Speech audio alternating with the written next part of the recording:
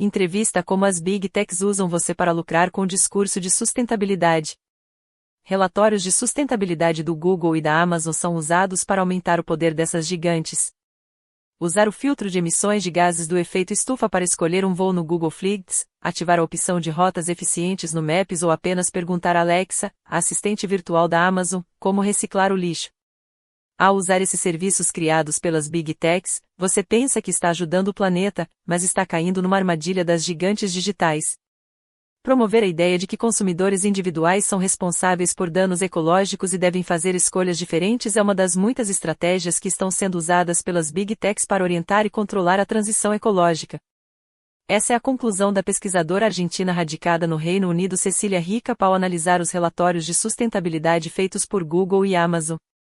Professora e chefe de pesquisa do Instituto para Inovação e Interesse Público, o IIPP, da University College London, no Reino Unido, Riccap é também autora do livro premiado Capitalismo, Poder e Inovação, o capitalismo do monopólio intelectual revelado, em inglês, Capitalism, Power and Innovation, Intelectual Monopoly Capitalism Covered, e coautora de A Corrida da Inovação Digital, em inglês, The Digital Innovation Race. Prestes a lançar outras duas obras, que Inteligência Artificial e Dependência, Caixa Negra, e And the Rulers, Corporate Power in the Age of Inteligência Artificial and the Cloud, Anverso Books, Riccap pesquisa a intersecção entre a economia política internacional e a economia da inovação, e mostra como as Big Techs atuam concentrando bens imateriais, como direitos e marcas, para se criarem monopólios intelectuais. Agora, em artigo publicado junto com Silvia Vecco, pesquisadora da Universidade de Erlangen-Nuremberg, na Alemanha, Riccap afirma que as Big Techs usam narrativas disfarçadas de produtos com foco na transição ecológica não apenas para gerar mais lucro, mas também para criar um monopólio intelectual sobre as soluções existentes para lidar com a crise climática. Uma das estratégias usadas pelo Google, por exemplo, é oferecer soluções gratuitas desenhadas em cooperação com universidades ou startups. Uma vez prontas, essas ferramentas são ofertadas de forma gratuita e aberta, e os usuários viram alvo de testes, validação de ideias e coleta de dados. Depois, o serviço é descontinuado, e a empresa encontra uma forma de monetizar em cima do conhecimento obtido. É o que aconteceu com o extinto serviço de caronas do Waze, aplicativo de navegação comprado pelo Google. A Amazon age de maneira semelhante, e começa a monetização ao mesmo tempo em que oferece as ferramentas. É o caso da ASGI, uma iniciativa de dados meteorológicos e de sustentabilidade de código aberto com a participação de organizações públicas. Por meio dela, conjuntos de dados públicos são hospedados e implantados na nuvem da AWS, que oferece informações sobre observações e previsões meteorológicas, projeções climáticas, imagens de satélite, dados hidrológicos, e qualidade do ar e previsão oceânica. A Amazon vende como serviço público, mas usa as informações adicionadas na sua base para tomar decisões sobre o design de data centers e prever o desempenho do próprio site. E, para os governos, oferece ferramentas pagas que analisam os dados imputados por eles na nuvem. Para Riccap, as Big Techs estão invadindo prerrogativas do poder público, subjugando os governantes e pesquisadores do clima às suas soluções e fazendo os indivíduos acreditarem que a única saída para o futuro do planeta passa pelo desenvolvimento tecnológico. Em suma, estão atuando como governantes autoritários que ninguém elegeu, projetando uma transição climática que consolidará ainda mais o seu poder corporativo. Em entrevista ao Interceptor Sincep Brasil, a pesquisadora detalha o que descobriu ao ler os relatórios de sustentabilidade produzidos por Amazon e Google, analisa os caminhos possíveis para escapar do que chamou de beco sem saída e garante que as estratégias para controlar o debate sobre transição serão levadas para dentro da COP30, como já foram levadas para outras conferências no passado. Confira a entrevista completa. Quais são as estratégias que as Big Techs estão utilizando para direcionar e controlar a transição ecológica? Apenas Google e Amazon usam elas. Cecília Riccap, o que começamos a observar ao longo dos anos é uma posição cada vez mais agressiva, e mais abertamente estratégica e comercial. Não são mais empresas que dizem, estou respondendo, estou me posicionando diante do que a regulamentação me exige, planto árvores, ou tento consumir menos água, ou reciclo a água. Mudam completamente a estratégia e se posicionam como atores na fronteira, não apenas de uma ação que se apresenta ou se vende como mais verde, mas elas mesmas projetando como será o caminho para a transição ecológica. É uma estratégia em que se diluem completamente as responsabilidades corporativas, a geopolítica, a dimensão política da crise climática e ecológica, e se reduz o problema a um problema tecnológico. Como se a única coisa que falta é ter a tecnologia que nos permita fazer a transição. E essa tecnologia será fornecida pela Amazon, pelo Google, pela Microsoft. Eles usam o discurso que em inglês é chamado de Twin Transition, a transição gêmea, que basicamente é um discurso tecnosolucionista, onde o que aparece é que as tecnologias digitais serão as que permitirão resolver a crise ecológica. E as empresas se vendem como as que trarão as soluções para resolver essa crise. E como isso serve a essas empresas?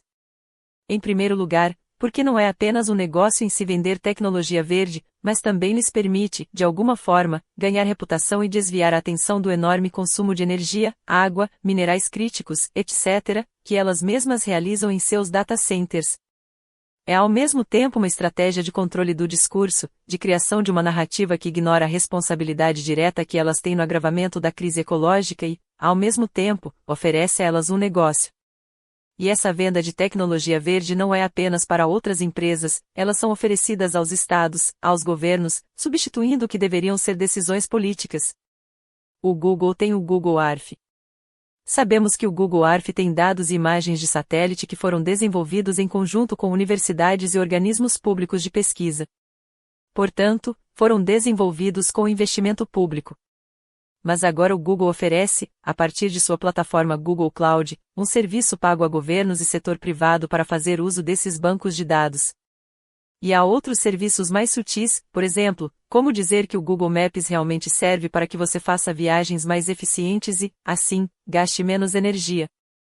O caso do Google Maps é particularmente interessante porque ilustra que isso não é apenas ela se esquivando de sua responsabilidade, criando um negócio e substituindo os estados na responsabilidade de planejar e desenvolver uma solução para a crise ecológica. Há um elemento adicional: essas empresas são as únicas que têm um mapa do mundo, porque centralizam esses dados. Portanto, elas são as únicas que têm uma visão sistêmica. E a crise ecológica é uma crise planetária. Portanto, ela requer essa visão sistêmica, estratégica e política, mas para o bem de todos os cidadãos, não para os negócios de algumas poucas empresas. E o que elas oferecem a cada um de nós, indivíduos, é a ideia de que a maneira de resolver essa crise é com ações individuais. O Google gera em cada indivíduo a sensação de eu estou fazendo minha parte porque estou usando o Google Maps.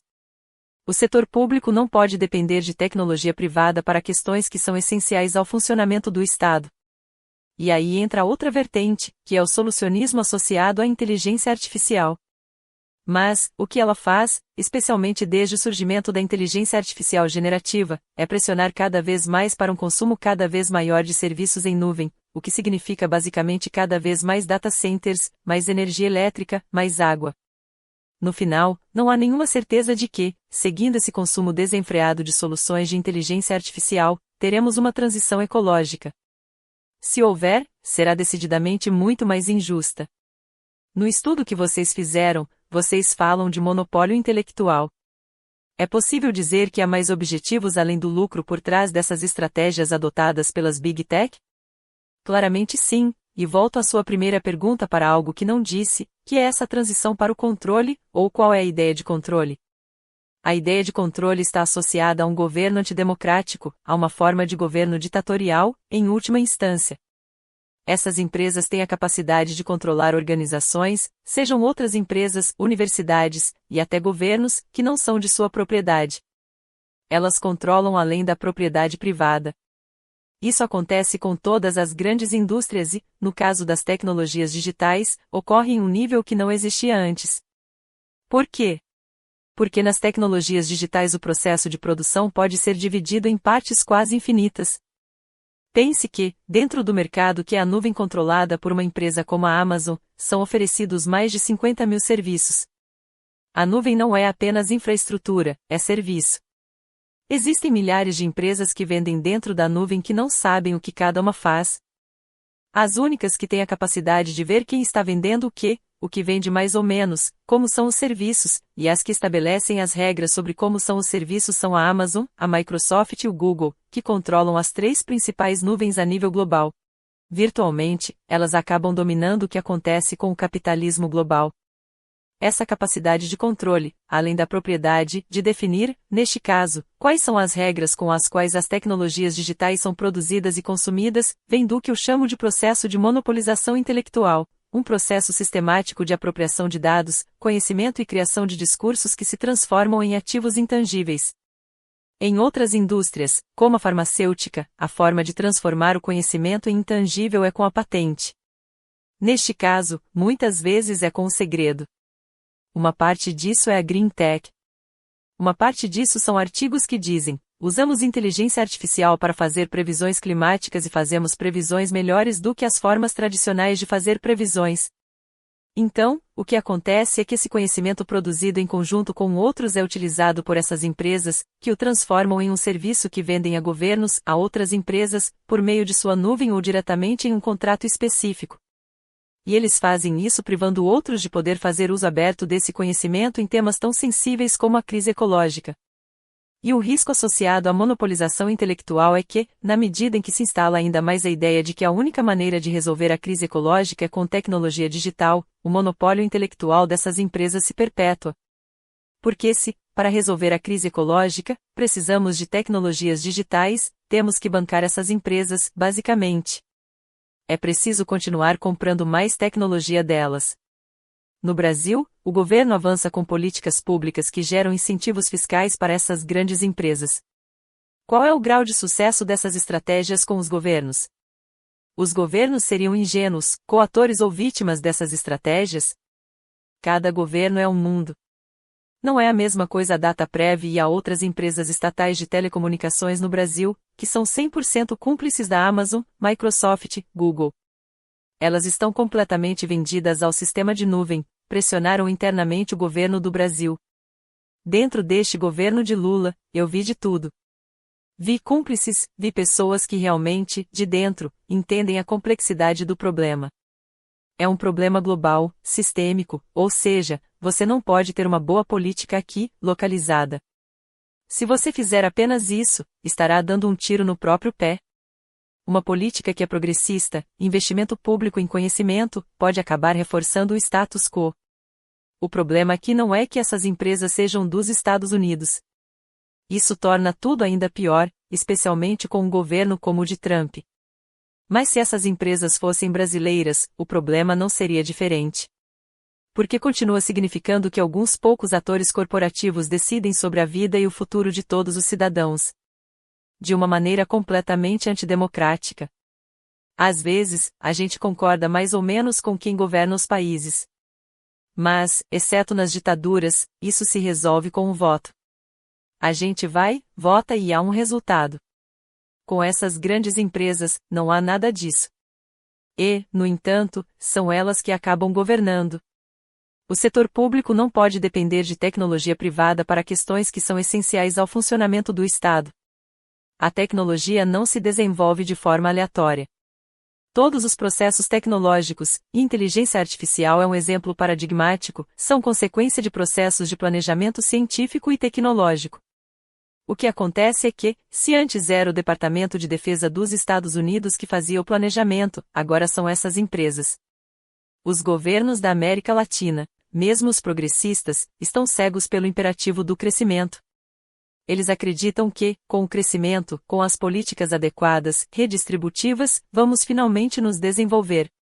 E esbarram repetidamente nessa mesma barreira, porque quando há crescimento, não há desenvolvimento. Não há mudança na estrutura produtiva. Pode haver uma melhora circunstancial na renda das pessoas, mas não há uma mudança substancial. E o que acontece é que hoje, no mundo, existe um trilema. E esse trilema é atravessado pelas tecnologias digitais. Os governos querem crescimento, querem soberania, o que, no caso das tecnologias digitais, são contraditórias, porque as tecnologias mais avançadas são dessas empresas. Se você quer ter um crescimento mais rápido, você tem que aceitar que elas venham e façam os investimentos, e que toda a sua estrutura produtiva use suas tecnologias. Mas aí você perde toda a soberania.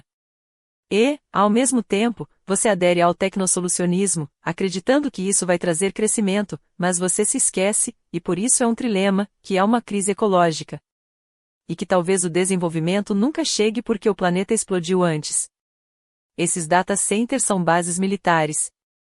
Ter uma base militar dos Estados Unidos em um de nossos países não é mais soberania, é menos.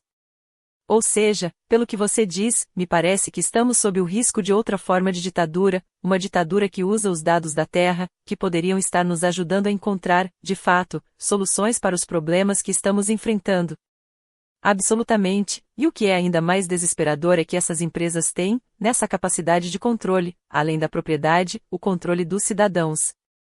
A maioria dos cidadãos gosta de pesquisar no Google, ter um chat GPT, usar o Microsoft Office ou poder ter uma plataforma de comércio eletrônico. Em nossos países, é o mercado livre, mas o mercado livre depende, hospeda seus dados e usa os serviços de nuvem da Amazon e do Google, e funciona exatamente como essas empresas, só que em uma escala menor. É por isso que eu estava falando sobre as empresas locais, porque o fato de serem locais não muda essa operação como monopólios intelectuais. E mencionei o Mercado Livre justamente porque tem um outro trabalho escrito sobre o Mercado Livre em particular, mas, digo, poderia ter mencionado qualquer outra das chamadas unicórnios, ou qualquer outra dentro de nossos países. E aí me parece que o que não estamos vendo é a centralidade da tecnologia, a centralidade do conhecimento, especificamente a centralidade que a inteligência artificial está assumindo. É muito preocupante que esteja sendo desenvolvida uma tecnologia que potencialmente não só pode ser aplicada a qualquer indústria, mas também substitui a forma como pensamos, como elaboramos uma pergunta, substitui as funções mais fundamentais para pensar em produzir coletivamente um mundo melhor. Estamos tendo essa tecnologia que se aplica à guerra, ao genocídio que Israel está fazendo em Gaza, porque essas são as mesmas empresas que depois vendem essas tecnologias digitais a Israel para mapear todos os palestinos. Estamos, em última instância, governados por uma ditadura, governados por governantes que nunca elegemos, mas que, ao mesmo tempo, são muito inteligentes, porque para a maioria das pessoas o que eles oferecem são serviços gratuitos, facilidades na vida, e eles desenvolveram até mesmo estratégias para identificar qual deve ser o papel do Estado em tudo isso. Isso não é simplesmente uma ação de mercado ou que busca lucro, mas sim um exercício de planejamento. Há uma estratégia definida, um horizonte, um desenvolvimento e controle de todos os dados e todas as tecnologias para poder alcançar esse objetivo que, em última instância, é continuar dominando uma parte cada vez maior do capitalismo global, não a transição ecológica. À medida que nos tornamos mais dependentes dessas tecnologias propostas por empresas, em direção à transição ecológica, também estamos reduzindo nossa capacidade de responsabilizá-las pelos danos que já causam ao meio ambiente? Absolutamente, porque, cada vez mais, além disso, eles desviam completamente a atenção. Por isso, não se trata apenas de um exercício de venda de serviços ou apenas de um exercício de gestão do discurso. São as duas coisas integradas. E é por isso que também é um exercício de planejamento. Porque cada parte está orquestrada entre si, para que se encaixe. Temos, de um lado, o discurso montado para que pensemos que a solução para a crise ecológica vem do que cada um contribui. Tudo é individualizado o tempo todo. É o consumidor individual, o indivíduo, que vai desenvolver ações para contribuir com a mudança e a solução da crise ecológica. E não se vê que as responsabilidades pela crise ecológica não estão distribuídas equitativamente entre toda a população. Ao mesmo tempo em que pensamos que estamos resolvendo a crise ecológica por meio das tecnologias digitais, que os governos acreditam estar fazendo adotando a inteligência artificial e as soluções de processamento de dados, deixamos de ver que essas empresas são enormemente responsáveis pela crise ecológica que temos. E estão agravando ela com esta corrida para instalar cada vez mais data centers em todos os cantos do planeta. As Big Techs parecem estar em tudo. Há alguma saída para escapar desse planejamento, dessa teia tecida por elas? Definitivamente sim, e o que precisamos fazer é assumir o controle, e não negar que as tecnologias digitais são tecnologias de controle. Precisamos de dados do planeta, precisamos saber como estamos esgotando a água, precisamos ter um inventário de como a biodiversidade está sendo destruída. Precisamos poder antecipar os desastres climáticos, mas não precisamos fazer isso com essas empresas. A transição ecológica, mais do que uma transição, tem que ser uma transformação de como vivemos. E para poder fazer isso, essas empresas nos dão uma pista. Não vem apenas do mercado. O que precisamos fazer é planejar. Mas que não sejam elas que planejem. Acredito que há uma solução para a crise ecológica, mas ela vem de mãos dadas com o planejamento democrático e internacional. Então, as soluções individuais, as lutas e vitórias de diferentes grupos dispersos, é claro que nos dão um fôlego e nos permitem dizer que nem tudo está perdido, mas não são suficientes. O que falta, novamente, é entender que este é um problema global. É preciso resolvê-lo globalmente. Portanto, é preciso criar instituições públicas, com responsabilidade pública, sem vínculos privados, porque os privados querem lucro privado e o lucro privado não deve estar no banco de trás, deve estar diretamente fora do carro quando falamos da crise ecológica. Fonte: Interceptor Sincep Alice de Souza.